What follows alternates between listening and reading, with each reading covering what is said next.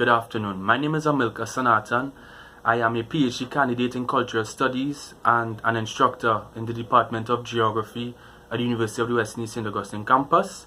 But my first calling has always been poetry, and I would like to share some poetry with you. Now, I must say it's kind of strange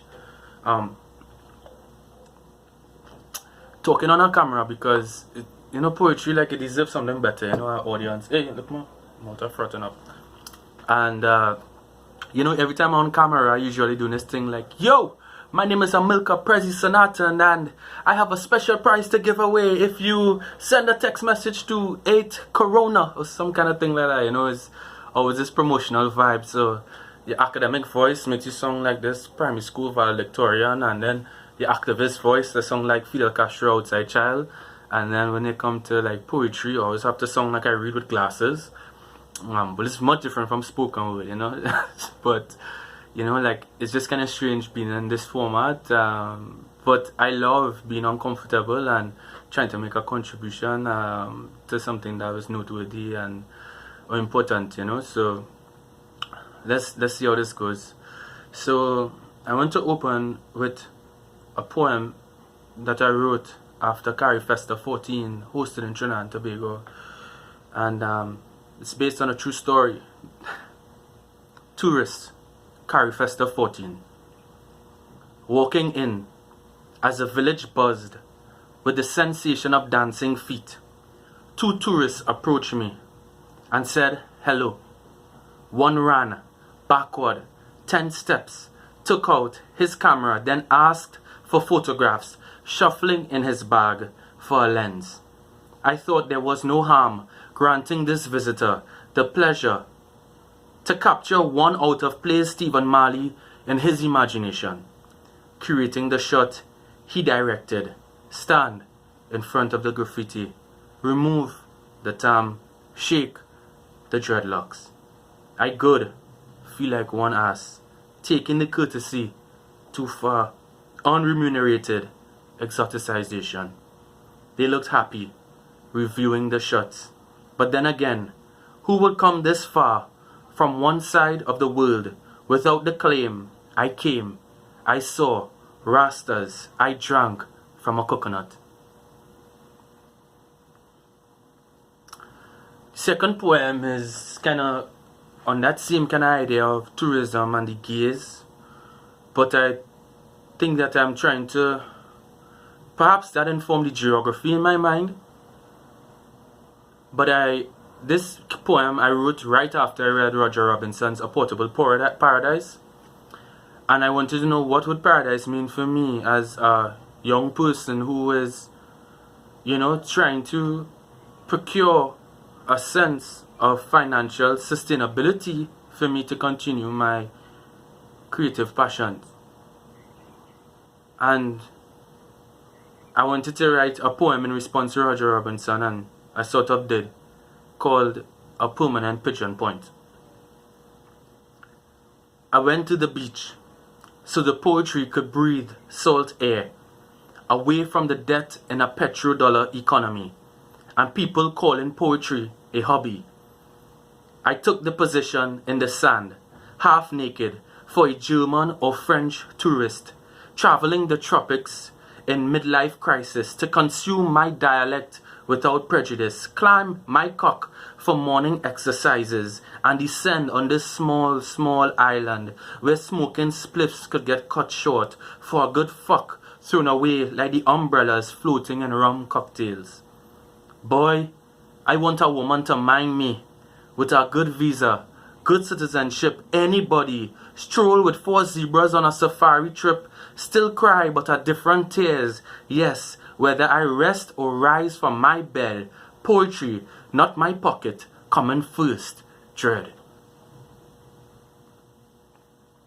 Yeah, that poem is, I was just kind of thinking through, like, with Rastas, with all that exclusion, is either living in the hills or you're working on a beach, so, anyways, always support me, this is like a GoFundMe for like all my life. I need some support. And I know my introduction would suggest I have some money. That is precarious work and it's infrequent. So it is what it is. But I'm not begging. It is what it is. gonna make my contribution still. Alright, so let's go to my third poem. It's titled Ash Wednesday, and perhaps it's about my life when I should have been a Jesuit priest. Ash Wednesday. After verbs of carnival and sex and fire touched the capital city, a few surviving feathers and beads remained ephemeral on sidewalks. Everyone retreated to their homes and beaches to meditate on the death of such blessings. The new church of the season and its gospel were here for a short time. Then, as if Rome would have the last say, their flesh yearned for the benevolent ritual, imports of grace, the labor and melancholy of saints.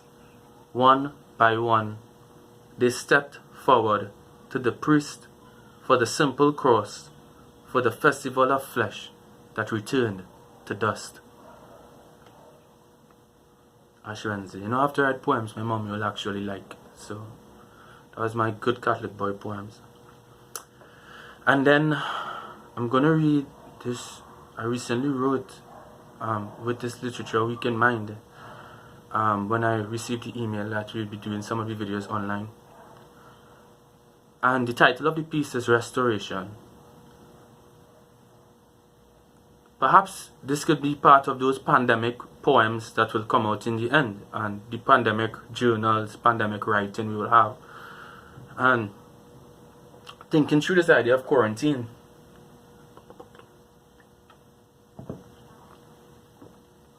And how it has really transformed our social lives. And even though there's a discourse of social distancing, there's no end to the idea of being social. There's no end to the practice of the social. And I wanted to think, what does the social look like geographically, in terms of space, but also emotionally in our lives. And this is one of my poems that I wrote, reflecting on these times and how it has affected my practice of poetry. Restoration. Regimes of nature convert my itineraries to the routines of Benedictine monks. A lasting Lent, ambush of abstinences. The Virgin must be proud. How I wake afresh before fires burning in the sky. Praise the complexity of silvery webs on the frames of the patio window. I find myself mourning news of another fallen leaf from a tree man condemned to die. Within the shrine of Julie Mango cover, I journal commonplace miracles, racing back and forth with yellow birds and butterflies. Keep myself busy from the wet dreams of 2, 3 women who turned their backs on the convent. And what has become of poems, deprived of monastic lives? The amber of the bell tower carries me back to the abbey to recite catastrophes on dead loves, footprints of air, faces of ash, and proselytize in spoken word, all scriptures and memoirs of saints that return applause only when they are closed.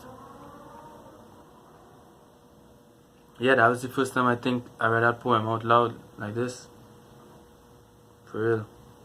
I think it was, a lot of it had to do with my relationship as a spoken word poet to communities. Like, what am I without a stage or an audience, you know? It's sad. I don't know, I'm not even feeling good now reading that poem. That's what it is. My last poem is looking at some young men in East Trinidad juggling a football in a circle and then driving lower down and seeing people outside of the liquor mart congregating and gathering against the advice of the state. Bamboo. The foul spirits striking from the night before always trail behind dreams to kick a ball through the rusty holes of weather-beaten goalposts separating Bamboo Village in Trinidad and Camp Nou, Catalan. There were to be no gatherings in the savannah, not one ball bowled, not a shin pad strapped over a chicken foot, not a show of speakers playing Sizzler and Romeo No Mal out of the car lime, not a lover's exchange, thick flavor, lust and lingering spices, tongues feeling through desire, the other side of dusk's linen. Tanti, Nenen, and Wifey stay inside. The little architectures where men and boys do not reign. It is said that fellas hurt so much they are not afraid to die. Driving around the bend, I saw the boys playing in a juggling circle, lifting the ball, barefoot, batter bullet, keeping distance, keeping company, mouths open wide like Sohari leaves, many yards and voices away from the liquor mart for the worthless few and fed up, clinking glasses of Johnny round the Hilux truck's pen, singing Kenny Rogers and cussing Keith in the same infectious breath. Thank you very much, and I look forward to your feedback, and I hope that you continue to read and share your work throughout your life. It's not just about this time. I think art is important to our humanity. So send in love.